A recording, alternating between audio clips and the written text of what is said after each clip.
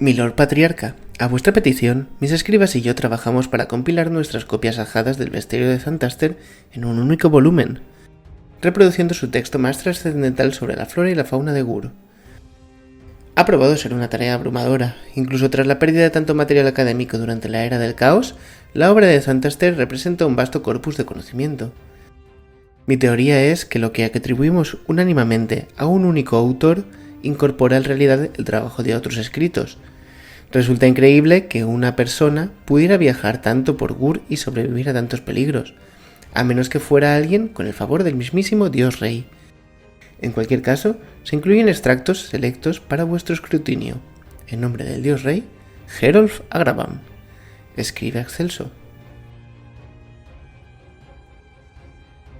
Torogors. El saber académico sostiene que los Torogors son parientes de los Gor, y que antaño fueron humanoides antes de que la corrupción se impusiera de alguna forma. Lo cierto es que nadie ha hablado con esos imponentes tauroides lo suficiente como para confirmar la suposición. Los Torogors, horriblemente fuertes y poseedores de un apetito de sangre y carne insaciables, son las tropas de choque de los hombres bestia, un término tosco pero aceptable para esa gente salvaje. Aunque el Togor arquetípico tiene cierto concepto de estrategia, astucia y alianzas de conveniencia, un Torogor solo existe para arrollar y devorar. Tal es su ansia de destrucción que uno podría pensar que los Torogors son engendros de Gorgamorka, quizá una rama de la raza ogra. Sin embargo, mientras que los ogros consumen tanto para cumplir con sus obligaciones religiosas como para saciar sus estómagos eternamente rugientes, un Torogor en pleno frenesí apenas puede controlarse. Devoran carne cruda, sin pausa, cuanto más sangrienta mejor. Jamás he oído de un Torogor que se detenga a cocinar su comida, en contraste a los ritos gastrománticos de los maestros carniceros ogro. Los Torogors no mostrarán problema con dejar una comida a medio devorar si ven un blanco más tentador para su ansia de sangre. Un acto que los guerreros de la mayoría de las tribus ogras considerarían sacrílego. Los clanes Torogors, conocidos como manadas de guerra, suelen ser nómadas. Aunque poseen afinidad por las regiones dominadas por la magia primal e impura, se pueden encontrar vagando por los reinos. Los miembros de una manada de guerra suelen estar emparentados por sangre, aunque su salvajismo es tal que son comunes los incidentes de canibalismo, que se controlan solo mediante la fuerza de sus jefes sangretauros y minotauros de la condenación.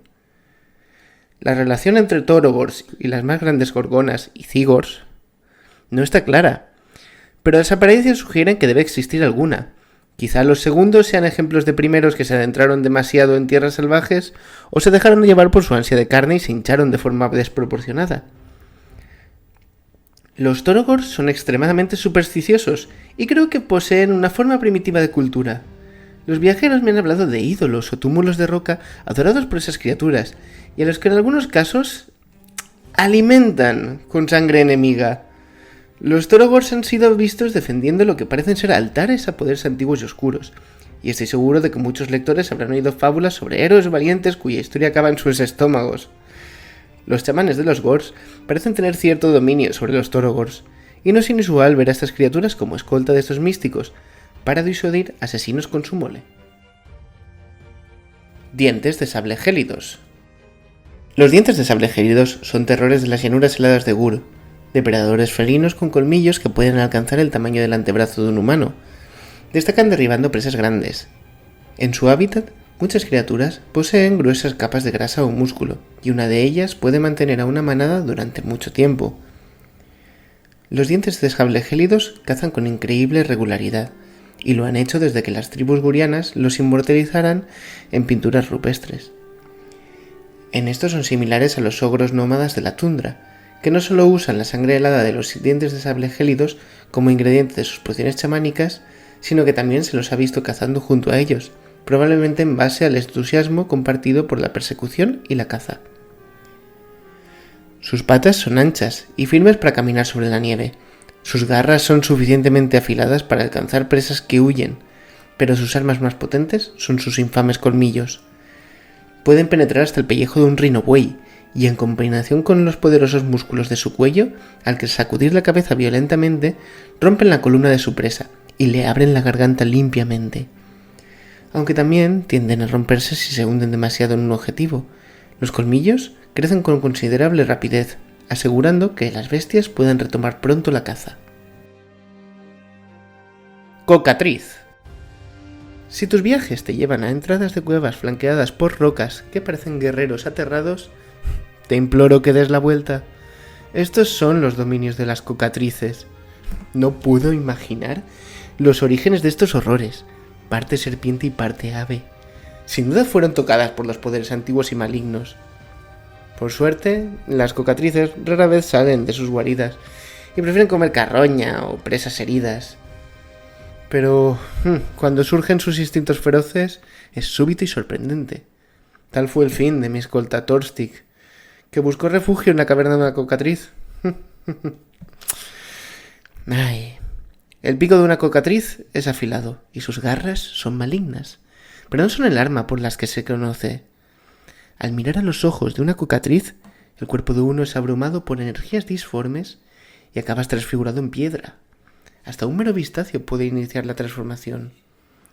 Yo miré la bestia que masacró al pobre Torstig desde el reflejo de un charco de agua iluminada por la luz de la luna durante un segundo. Y más tarde hallé 2 dedos convertidos en granito.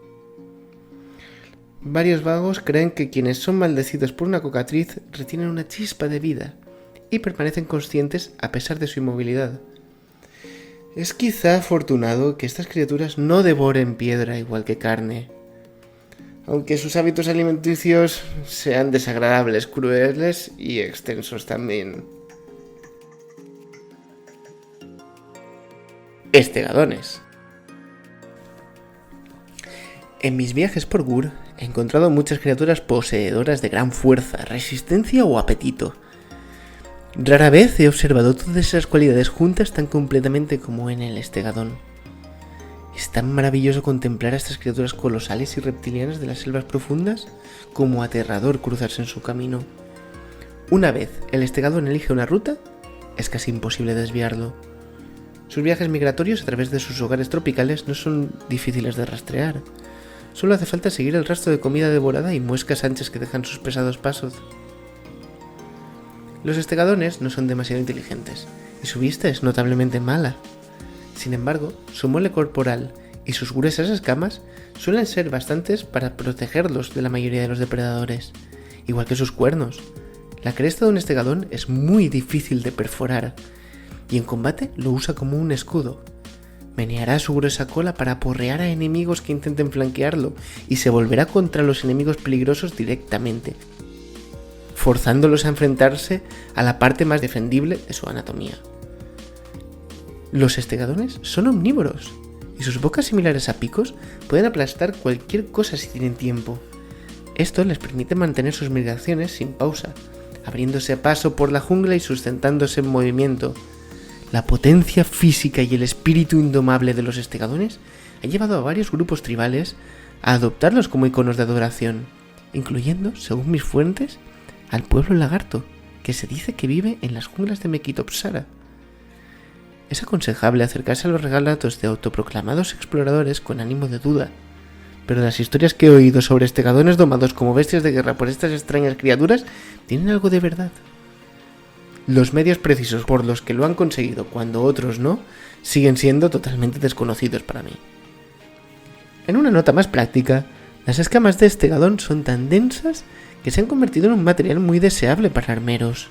Muchos exploradores se han dedicado a derribar a una de estas bestias y arrancarles el pellejo, y hasta los restos de una criatura joven pueden hacer ganar una pequeña fortuna. La mejor manera de matar un estegadón es usar su propia inercia o mole contra él, atacando su vientre blando si es posible y llevándolo a una garganta o acantilado para que se despeñe por él.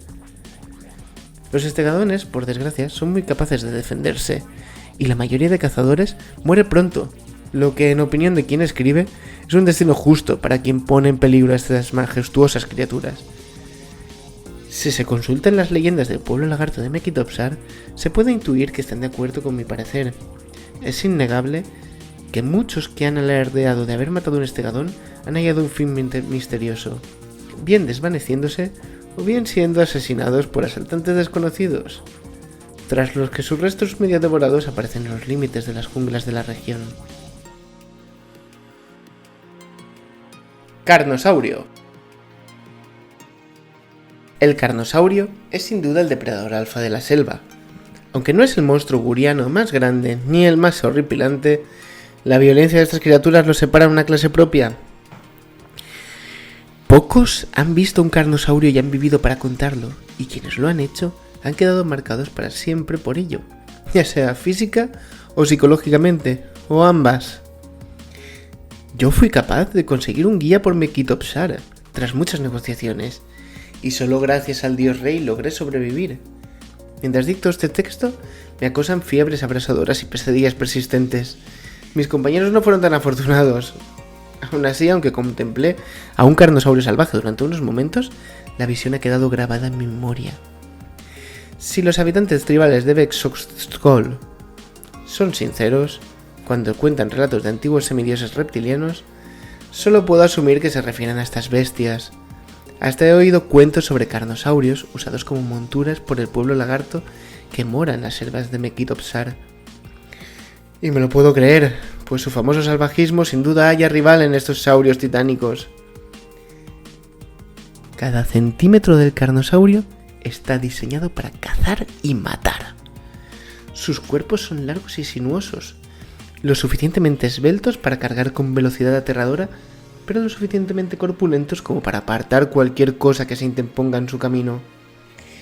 Sus patas traseras son extremadamente fuertes y pueden arrancar grandes pedazos de los flancos de sus presas o aplastarlas contra el sotobosque, dejándolas expuestas para sus mandíbulas. Esta táctica de empujar a la presa exhausta al suelo antes de destrozarla es uno de los rasgos más reconocibles del carnosaurio, y no me sorprendería verlo imitado por cualquier bestia de tamaño similar. Tan fuerte es el mordisco de un carnosaurio que puede partir por la mitad a un cuerno plano en un solo movimiento. Es mejor no considerar que pueden hacerle a un humano. Y he oído que hasta las corazas de Gromril creadas por los maestros de forja duardines no protegen de sus colmillos. Dudo que nadie se le haya dicho un duardin a la cara, pero también dudo que esas gentes tercas quieran poner a prueba la idea. Quizá la cualidad más peculiar y aterradora del carnosaurio sea su rugido horripilante. Recuerdo vívidamente una noche en la que, tras horas luchando contra las lianas de Mequitopsara, limpiamos una pequeña parte de la selva en la que erigir nuestro campamento, solo para oír el aullido de esta bestia a kilómetros de distancia. Incluso a esa distancia, incluso a esos kilómetros, el sonido fue tan horrible que varios miembros del grupo se vieron abrumados por un terror instintivo y huyeron a la espesura, donde pronto morirían. Confieso que fui presa de ese miedo tan firmemente que me desmayé durante unos instantes. Es probable que eso me salvara la vida, pues cuando desperté volví a ser racional. Es algo afortunado que los carnosaurios se vean tan raramente fuera de las junglas densas. Me estremezco pensando qué ocurriría si esas criaturas vagaran por toda Zondia. Solo un verdadero héroe, uno bendecido por los dioses o curtido por las exigencias de la existencia en Gur, tiene opción de evitar su rápida cola, sus salvajes fauces y sus garras afiladas el tiempo necesario para asestarle un golpe mortal, generalmente aplastándole el cráneo cuando se inclina para comer o hundiéndole una hoja en su boca sobredimensionada para atravesarle el cerebro. Pero ni siquiera eso es garantía de seguridad, pues en sus últimos estertores, un carnosaurio siempre se lanza en un intento de matar a quienes lo han superado.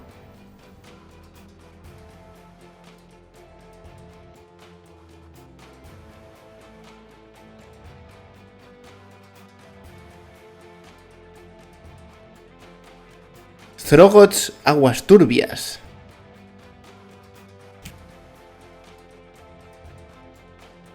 Si hay algo más repugnante que un Troggoth aguas turbias, aún tengo que encontrarlo. No hay casi nada que redima a estas criaturas babosas e hinchadas, salvo, supongo, su pura resistencia. Pues es cierto que los Troggoth proliferan en casi cualquier entorno, sean cavernas profundas, duros pasos de montañas o, en el caso de los aguas turbias, pantanos y ciénagas. Sus entornos los cambian tanto como estas criaturas bobas dejan su marca en ellas, y el impresionante número de subrazas de Troggoth, o de hecho subrazas de subrazas, expresa su adaptabilidad. Mi investigación no ha descubierto una sola teoría por qué la raza Troggoth está tan singularmente bendecida. Un chamán antoriano me propuso que es el don del poderoso Gorka Morka a sus hijos más sencillos, mientras que ciertos iniciados de los cultos estelaritas de Azir afirman que estas criaturas fueron en origen especies invasivas no nativas a las esferas del reino, y por tanto son especialmente susceptibles a su magia natural. Imagino que los propios Troggoth no le dan muchas vueltas al tema. Los Troggoths son seres solitarios, lo que probablemente sea lo mejor, pues me estremezco al imaginar el daño que puede provocar una horda de estas bestias cuando se ponen de acuerdo. Sus mentes son lentas y sus reacciones aún más, pero poseen una fuerza inmensa y la capacidad de regenerar incluso heridas aparentemente fatales. Los mercenarios hablan de Troggoth decapitados limpiamente que de pronto se ponen en pie y se mueven de un lado para otro mientras se reforman sus estúpidas cabezas. Desde luego, los relatos de espadas de alquiler deben de cogerse con pistas, pues siempre buscan la oportunidad de hacer énfasis en el valor de sus servicios. Pero en este caso me descubro creyéndolos, pues me parece que hay poco natural respecto a la raza Troggoth y aún queda mucho por entender. La dieta de un Troggoth consta en su mayoría de todo lo que pueden agarrar, que en el caso de la subraza Aguas Turbias se centra en la flora y la fauna acuáticas, generalmente de la variedad más repulsiva y de piel verde ocasional. El hedor legendario de un Aguas Turbias es tan palpable y repelente que es difícil no detectar su llegada incluso a grandes distancias, aunque de cerca resulta casi asfixiante. El aura repulsiva hace que cazar Aguas Turbias sea una empresa desafiante, en especial considerando su otra característica infame, la capacidad de proyectar chorros de vómito corrosivo a voluntad. Y en volumen suficiente para reducir a un humano a una pila de huesos goteantes en un momento, o fundir la concha dura de un bastiladón. Tuve la suerte de presenciar este comportamiento durante mis viajes, aunque mis fosas nasales aún no se han recuperado del trauma. Los Troggoths son muy territoriales, pero no inconteniblemente agresivos. Si se les deja en paz, se contentan con estar a lo suyo, aunque algunos soldados me han jurado que las bestias parecen sentir cierto deleite imbécil al agredir a los más débiles que ellos. Los ataques de rebaños de Troggoth a gran escala parecen coincidir con ciertos alineamientos celestiales e informes de brotes de mutación y locura. Creo que una investigación más concienzuda expondría qué lleva a estas criaturas a cometer actos de violencia súbita y salvaje.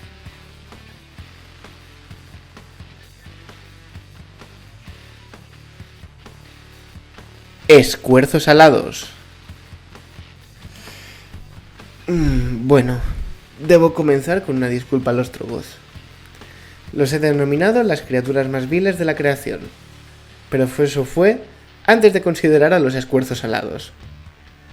Los llamaría los depredadores casi dominantes de los pantanos, pero ¿se aplican tales jerarquías criaturas que encarnan la anarquía? Por mis observaciones, aunque no pude soportar mirar por mucho tiempo, un escuerzo alado es una entidad vagamente anfibia, con feas alas vestigiales y una larga lengua prensil. Se puede mover a velocidad sorprendente y sus garras vorpales atraviesan cualquier cosa que alcancen para echárselo a las fauces inmensas. La mejor manera de lidiar con uno es evitarlo, especialmente considerando que allá donde van le siguen tribus de Gords con intenciones que prefiero no considerar. Me ha llevado mucho tiempo escribir esta entrada. Cada vez que lo intento me vienen recuerdos horribles, sobre todo el sonido que profiere. Sonaba como si cantase con 1000 fauces, balando, zumbando, gorjeando rimas sin sentido que llamaban cosas desconocidas. Cuando miro las llanuras desde mi balcón, esos sonidos extraños regresan a mí con los vientos nocturnos susurrantes. Rezo al dios rey porque me abandonen, y porque la corrupción manifestada del escuerzo alado no se haya internado en mi alma.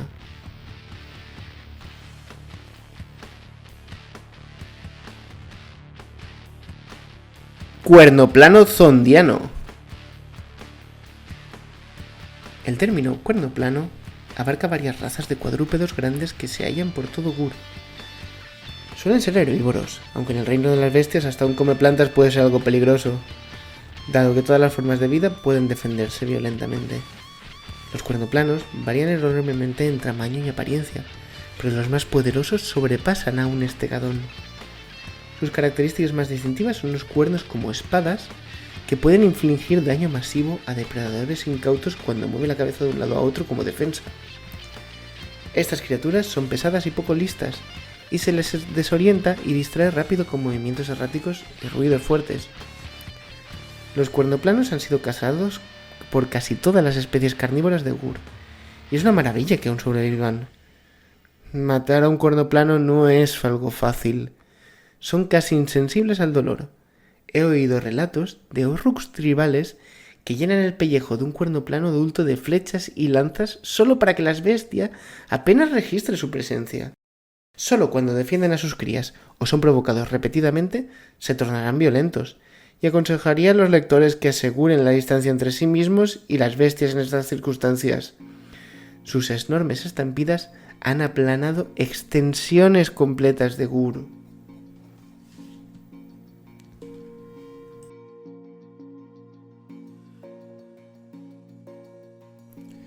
Buitre desgarracadáverez.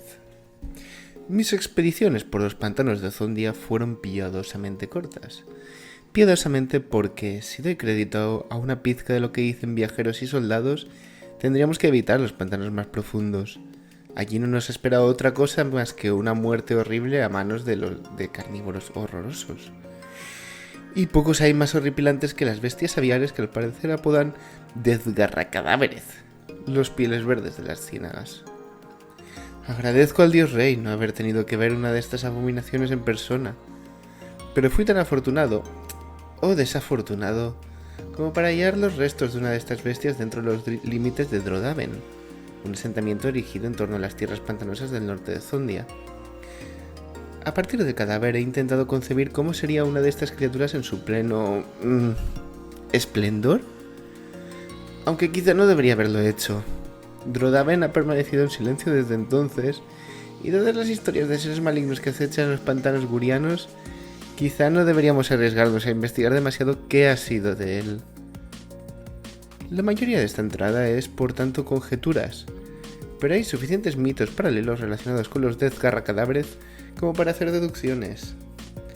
Se dice que en su mirada hay una crueldad que va más allá de una simple bestia. No es una inteligencia, sino un instinto malicioso pronunciado hallado en pocos de sus coetáneos. Hasta en el cadáver de la bestia que observé creí poder discernir lo que contaban los relatos, como si la muerte no hubiera extinguido del todo la mezquindad que llenaba aquello que pasaba por su alma.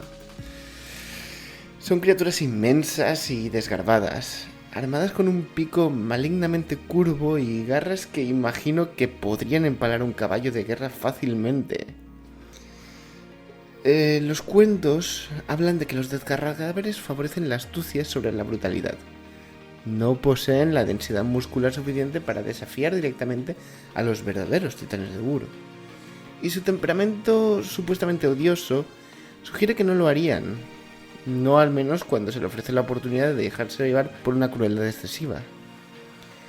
Es probable que posean medios más siniestros de atraer a sus presas hasta una sensación de falsa seguridad antes de atacar. Hay informes de árboles afilados en lo profundo de las ciénagas, cuyas ramas aserradas se hallan adornadas con los cadáveres putrefactos y en proceso de licuefacción que hieden horriblemente. Quizás sean los nidos de los desgarracadáveres, que acumulan presas en una única ubicación para atraer a otros monstruos del pantano antes de emboscarlos y desgarrarlos mientras se dan un banquete. Al abrir el vientre del desgarracadáveres, hallamos sin dudas pruebas de esta teoría. Dentro hallamos los trozos de cuerpo de una variedad de bestias en diversos estados de descomposición. Lo más interesante, sin embargo, es que los cirujanos informaron de que se habían extendido señales de envenenamiento por todo el sistema de la criatura, lo suficiente como para superar su terrible resistencia a la carne mancillada. No puedo decir que es capaz de envenenar un desgarracadáveres, pero no tengo la menor intención de acercarme a esa toxina o a lo que pueda emplearla.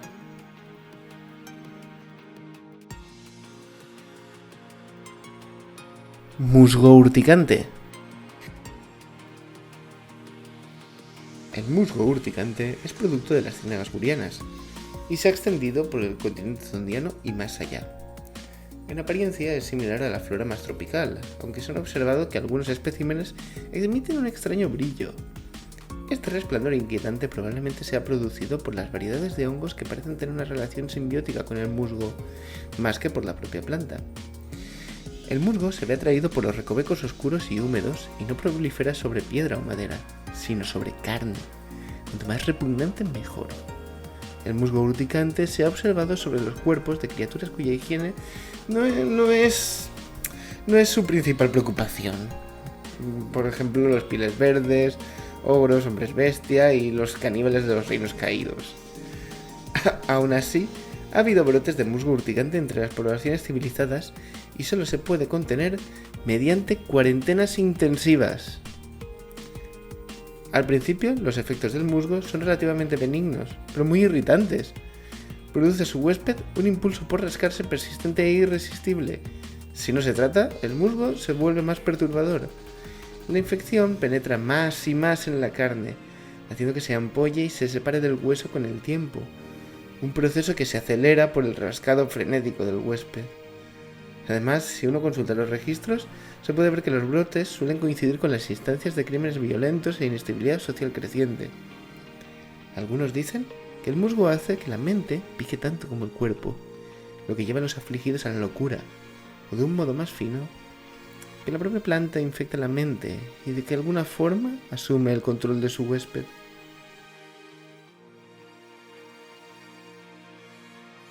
Robles rugidos. Aunque los robles rugidos comparten muchos rasgos físicos con otros árboles carnívoros hallados por todo Gur, poseen una característica que los hace fácilmente identificables.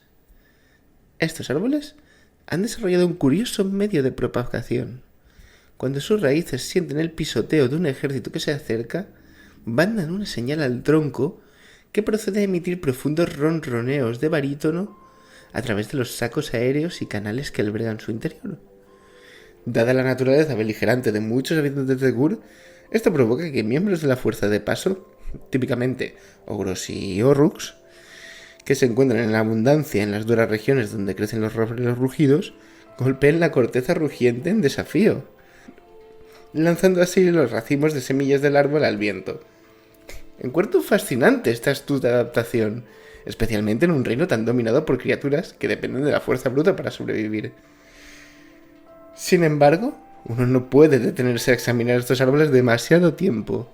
Los altos rugidos que emanan también atraen a la megafauna guriana, que no puede resistir el ansia de responder a lo que presumen es un rival poderoso.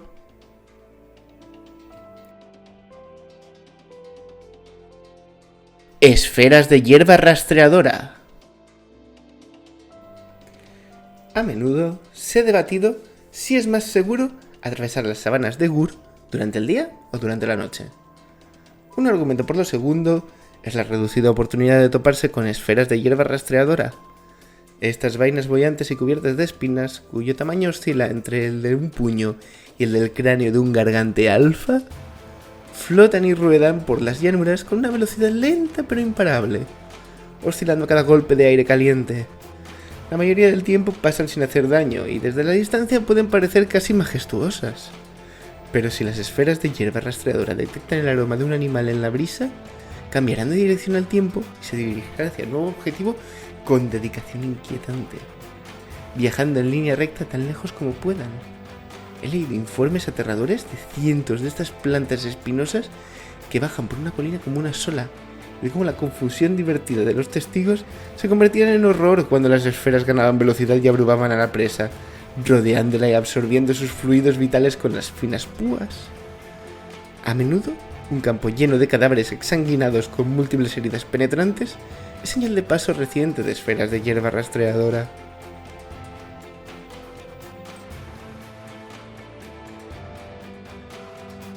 Chascador horroroso.